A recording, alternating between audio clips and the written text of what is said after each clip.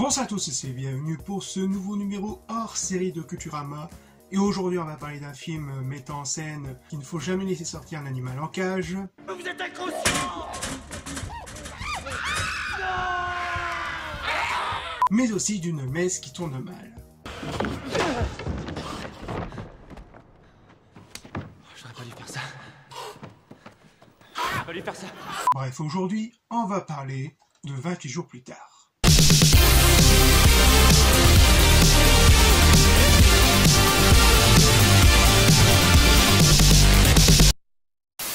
1999. Plus précisément, entre début janvier et avril 1999, le réalisateur britannique Danny Boyle était en tournage en Thaïlande pour le film La Plage, et qui est d'autant plus une adaptation du livre La Plage de l'écrivain Alex Garland. N'ayant pas spécialement été impliqué au scénario du film, l'écrivain Alex Garland voulait se lancer dans le cinéma, que ce soit en tant que réalisateur et scénariste, et décida donc de saisir l'occasion en rejoignant le tournage de l'adaptation de son livre pour poser quelques questions au réalisateur Danny Boyle sur comment ça se passait dans ce monde si particulier. J'avais vu Danny Boyle tourner La Plage, mais je n'avais pas travaillé avec lui. Je voulais m'impliquer dans le cinéma, et je suis allé les voir tourner en Thaïlande avec l'objectif d'en apprendre le plus possible. Et on peut dire qu'une grande amitié se créa entre les deux hommes, et peu de temps après le tournage du film, Alex Garland eut une idée d'un film qu'il voulait bien travailler depuis son adolescence, qui est nul autre qu'un film de zombies unique en son genre. Quand j'étais adolescent, je regardais plein de films de zombies. Je les adorais. Puis, j'ai quasiment oublié les films de zombies pendant plus de 10 ans, jusqu'à la sortie du jeu vidéo Resident Evil. Ce que j'ai découvert en jouant à Resident Evil, c'est que, curieusement, les zombies eux-mêmes ne représentaient pas une grande menace, car ils se déplaçaient très lentement. La tension ne venait pas des zombies, mais du fait qu'on avait peu de balles pour les éliminer. Je me suis dit, et si les zombies se déplaçaient aussi vite que les chiens? La plupart des écoliers britanniques ont lu Le Jour des Trifides, et je suis un grand fan de J.G. Ballard. Il a écrit 3 romans se déroulant après une apocalypse, chacun avec une intrigue différente, pas d'eau, beaucoup d'eau, le monde se transformant en cristal. J'ai adoré ces romans, j'ai adoré leur atmosphère. Et aussi les films de George Romero. Il y a des références dans le film, et ceux qui connaissent bien ces sujets les comprendront très vite. Il y avait autre chose, juste pour ne pas donner l'impression qu'il s'agissait d'une simple arnaque.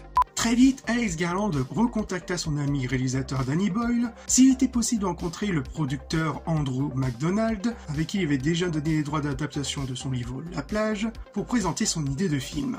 Danny Boyle accepta et organisera une rencontre dans une pizzeria bien connue par le producteur et Danny Boyle lui-même à Londres. La première fois que j'ai présenté ce film, avant d'écrire le scénario, qui était destiné à Andrew McDonald, le producteur, nous étions assis dans une pizzeria dans une rue de Londres appelée Charlotte Street, et j'ai dit, écoutez, j'ai une idée de film. C'était Londres, en plein jour, avec des zombies qui couraient, voilà le truc.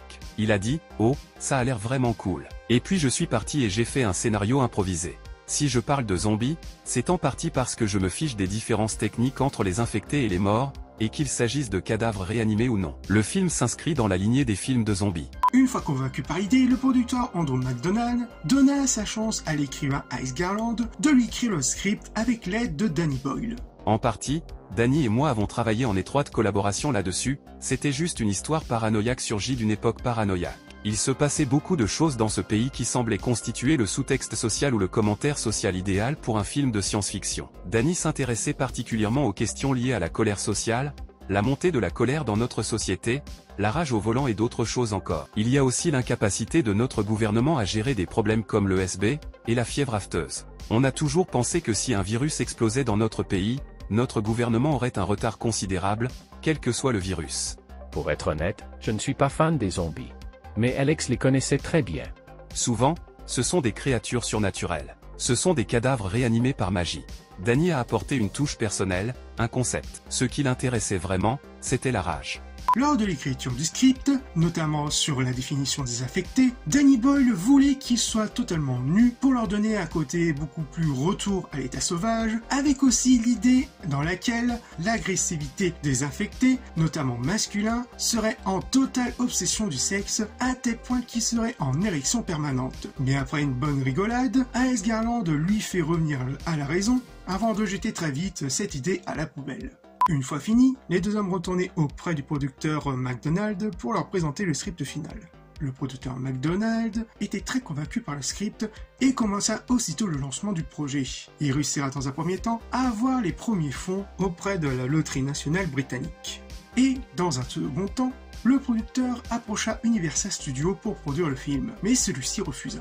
J'ai toujours pensé que nous pourrions le réaliser à un prix raisonnable. J'ai eu accès à des fonds grâce à la Loterie nationale. Universal a eu un aperçu de 28 jours plus tard et a refusé. Ce qui est incroyable compte tenu du prix et bien sûr du talent du film.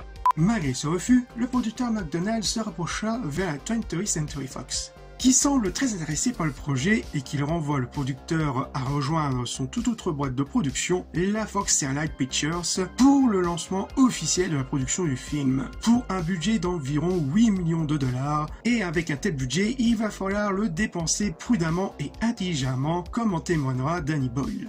C'était l'un des facteurs déterminants dans la réalisation du film.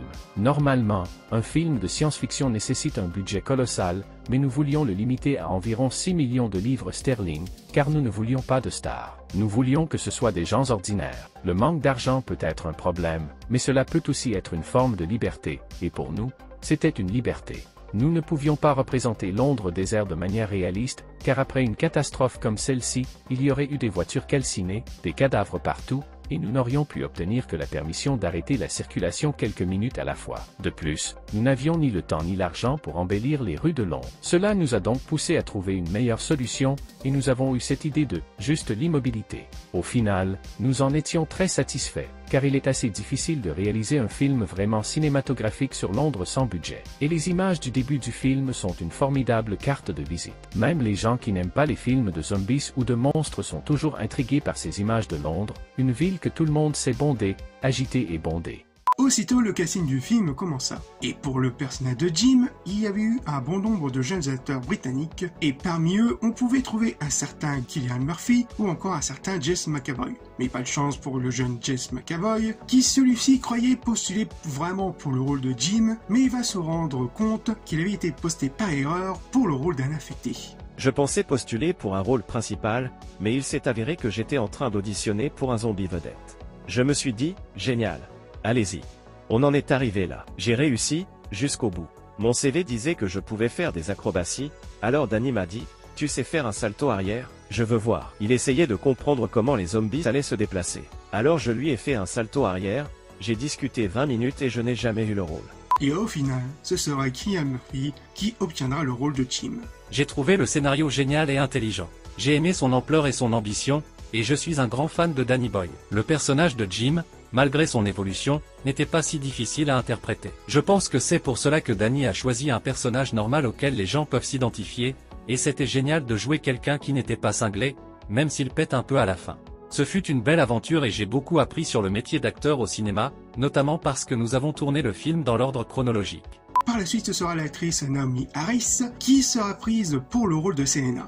Toutefois, l'actrice aura droit à un lourd entraînement physique pour correspondre au propos de la physique du personnage de Selena qui était très athlète. C'était vraiment très dur, car je n'avais aucune expérience de la violence, à part les bagarres au lycée et ce genre de choses.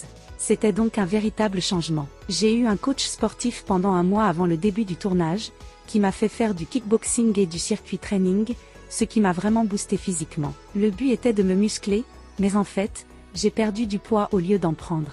Pour le rôle de Frank, ce sera l'acteur Brendan Gleeson qui sera pris pour le rôle. Et pour le rôle d'Anna, la fille de Frank, ce sera l'actrice Megan Nurse qui avait été repérée par Danny Boyle lui-même après avoir vu le film Liam.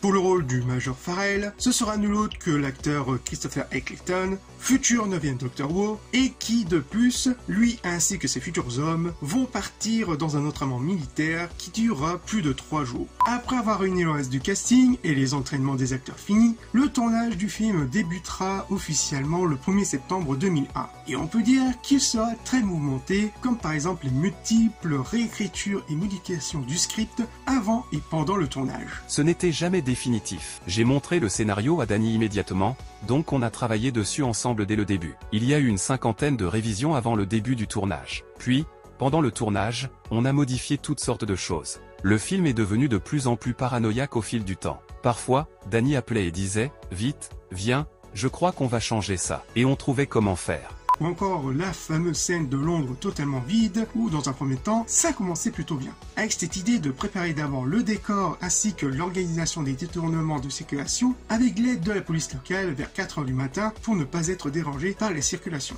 Puis commencer le tournage vers 7 à 9h du matin. Le tournage des séquences londoniennes a été absolument fantastique. Avant de commencer le tournage principal, nous avons consacré une semaine en juillet, commençant chaque jour à 3 ou 4 heures du matin et attendant le lever du soleil. Nous avons pu tourner pendant environ 1 heure avant que la ville ne soit trop animée pour que nous puissions freiner la circulation. C'était très excitant. Et voir le pont de Westminster et le quai fermé, la circulation à l'arrêt et le silence total, c'était à la fois exaltant et étrange.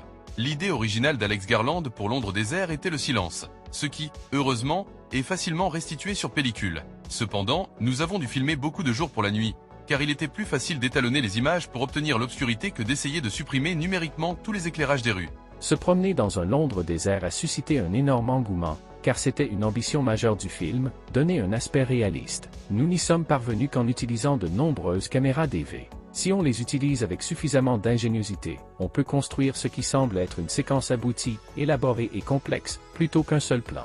Et bien évidemment, dans un second temps, le tournage de celui-ci sera très mouvementé. Mac Tildesley, le chef décorateur, avait recouvert le pont de détritus pour reproduire le chaos londonien après ce terrible événement.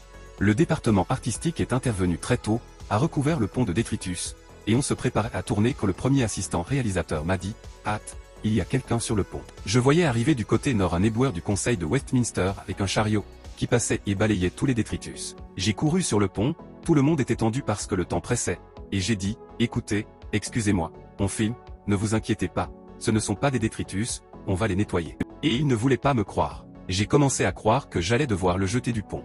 Cette célèbre scène où Killian arrive à la voiture et l'alarme se déclenche sous Centrepoint. C'était entre 8 et 9 heures du matin, et les usagers hurlaient des obscénités. On s'est fait réprimander comme des écoliers par les autorités de Whitehall. Ou encore lors des scènes finales, ou notamment au lieu où se trouvent les militaires, celui-ci sera un tournage très éprouvant.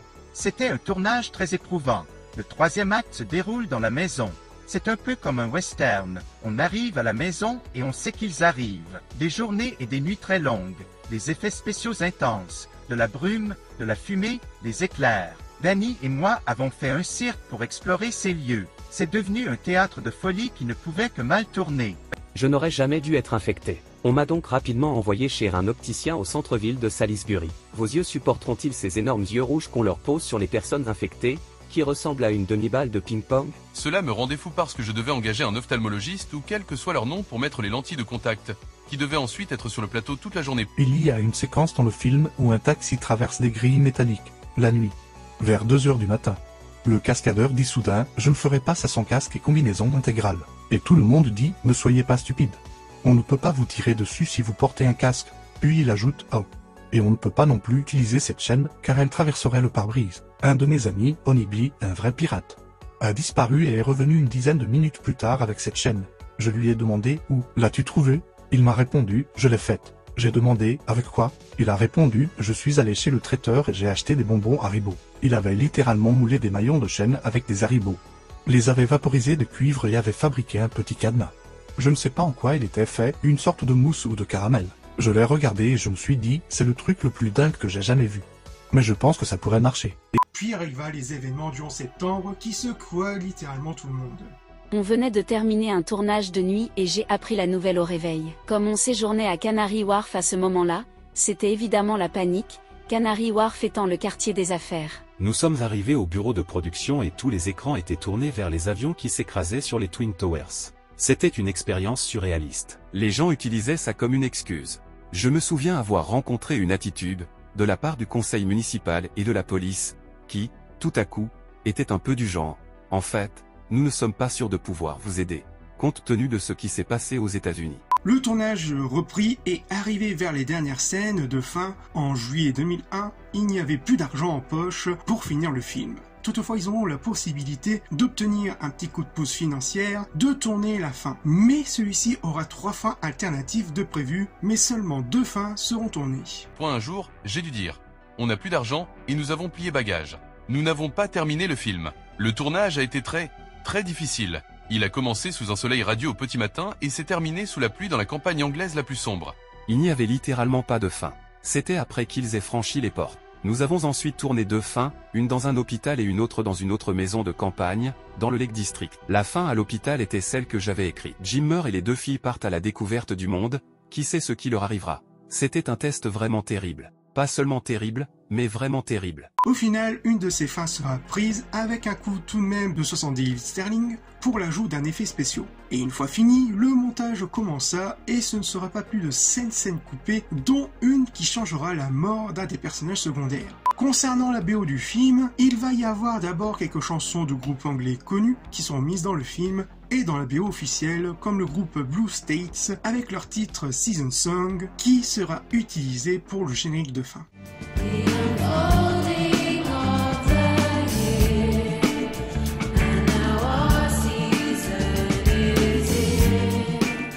Mais une musique en particulier ne sera finalement pas mise dans la BO officielle, car Danny Boyle n'ayant finalement pas eu les droits. Et c'est la musique East Hastings de Godspeed You Black Empire, qui est la fameuse musique des scènes où Jim découvre Londres totalement vide.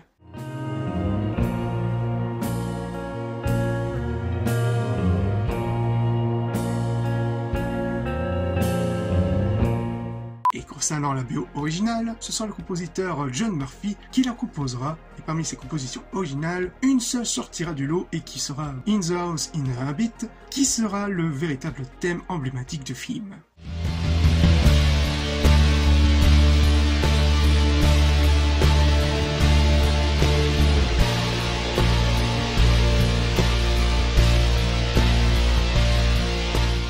Le film sortira en salle tout d'abord au Royaume-Uni le 1er novembre 2002, puis le 28 mai 2003 en France. Et qui va raconter tout d'abord l'histoire d'un petit groupe de la protection animale qui s'incruste dans un laboratoire top secret rempli de singes comme cobayes. Alors qu'ils allaient les libérer, ils se font surprendre par un des scientifiques. Ils sont extrêmement contagieux, on leur a donné un inhibiteur. Quel genre de virus? On ne peut pas soigner ce qu'on n'a pas d'abord étudié. Quel genre de virus? La fureur. Malgré les avant-gardes du scientifique, il libère un des singes infectés par le virus de la rage et qui finira par contaminer la première infectée. Oh mon Dieu! Et 28 jours plus tard, on retrouve Jim qui sorta du coma et qui découvre un Londres totalement vide de ses habitants, avant qu'il ne croise les premiers infectés dans une église. Grâce à l'intervention de Selena et de Mark, Jim apprenait malheureusement la mauvaise nouvelle. La contamination était partout. Les barrages de l'armée étaient submergés. C'est après ça qu'il y a eu l'exode. Au lendemain matin, Jim parta avec Selena et Mark à essayer de retrouver ses parents qui se trouvaient à l'autre bout de la ville. Mais malheureusement pour Jim, ses parents sont morts. Peu de temps après, le petit groupe de survivants se font attaquer par 2 infectés et lors de l'attaque, malheureusement, Mark se fait mordre. Non, attends.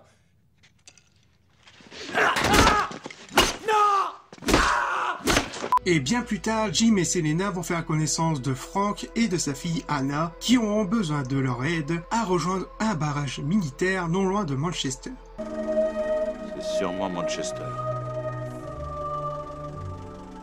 Tout Manchester, la ville tout entière. À sa sortie, le film sera un véritable petit phénomène mondial avec de très bonnes critiques de la part de la presse et du public, avec pas plus de 85 millions de dollars récoltés à travers le monde. Et d'ailleurs, le film sera un véritable impact donnant de l'intérêt un peu plus à produire ce genre de film, comme Shaun of the Dead ou encore la série The Walking Dead. Le film aura pas mal de récompenses, comme le meilleur film d'horreur à l'Académie américaine, des films de science-fiction et de fantasy et de l'horreur en 2003, ou celui du meilleur film britannique aux Empire Awards de la même année. Par la suite, il va y avoir 2 séries de comics qui sortiront entre 2007 et 2010. Tout d'abord, en 2007, le premier série de comics appelé 28 jours plus tard, Contre-coup, regroupant 4 chapitres, le chapitre 1, Développement, chapitre 2, Propagation, chapitre 3, Extermination et chapitre 4, Quarantaine, dont 2 chapitres se suivent, le chapitre 2, Propagation et le dernier chapitre, Quarantaine. Et le premier chapitre qui est plus ou moins le développement de l'origine du virus, et qui sera entre autres un sorte de prélogue pour le premier film. Et le 3e chapitre qui est une sorte de petite histoire d'un survivant. Et que à titre personnel, je vous conseille beaucoup plus la série de comics sur le personnage de Selena, qui est issu du premier film, qui est vraiment, on va dire, un pont parfait entre le premier film et le second volet, où il y a quelques petits éléments clés pour la suite qui seront mis petit à petit dans le récit et qui est vachement beaucoup plus intéressante.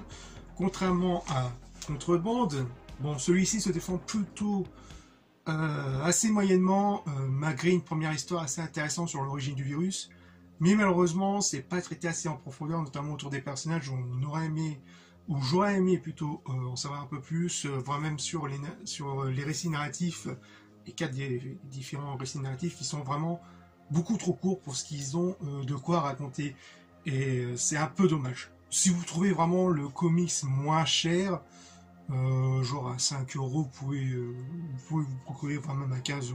Je vous conseille davantage plus le comics sur Selena qui se déroule en 5 tomes. Bonne chance pour vous trouver. Moi je galère un peu pour moi les trouver, surtout à bon prix. Mais franchement, je peux vous conseiller beaucoup plus les aventures de Selena. Pour conclure, 28 jours plus tard est un film de zombies à part, ayant une orientation beaucoup plus à l'esprit infecté que le zombie classique, et qui sont beaucoup plus dangereux avec sa capacité à courir et sa rapidité d'affection. Ce qui va offrir de véritables scènes de tension avec les personnages principaux, grâce à la fois à la mise en scène de Danny Boyle et de la composition originale de John Murphy, très efficace lors des scènes clés du film. Mais bien au-delà de cela,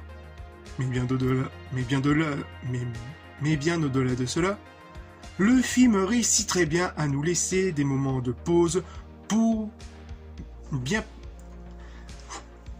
Le film réussit très bien à nous laisser des moments de pause bien placés afin de développer un peu plus la relation entre les personnages avec qui nous nous attachons tout au long de cette aventure et dans cette histoire post-apocalyptique. Toutefois, comme dans certains films de genre de zombies, celui-ci nous montre que bien au-delà de la menace des infectés ou de zombies, c'est que le véritable danger pour l'homme n'est nul autre que l'homme lui-même. Bref, 28 jours plus tard, franchement c'est un de mes films d'horreur préférés. Un film de zombies pas comme les autres, vu qu'on se concentre beaucoup plus sur le terme infecté. Franchement, je vous conseille fortement le visionnage, bien évidemment un public assez averti, au moins de 16 ans, bien évidemment, c'est pas non plus à conseiller à tout le monde, notamment pour sa violence et son niveau de gore. Tout comme cette suite, j'aime plutôt bien cette suite qui sera procurée pour un prochain numéro hors série, notamment le 41e, car pour le 40e, je veux bien fêter l'événement avec un tout autre film qui sera aussi un très gros morceau. Va falloir encore patienter, et encore une fois merci pour votre patience, ça fait vachement plaisir que vous soyez aussi nombreux sur la chaîne et aussi actifs aussi, ça fait vachement plaisir, encore merci à vous, et on se retrouve donc pour de futures vidéos. Donc n'oubliez pas de liker, commenter, partager et à vos abonnés si le contenu de la chaîne vous plaît, et on se retrouve pour de futures vidéos. Peace.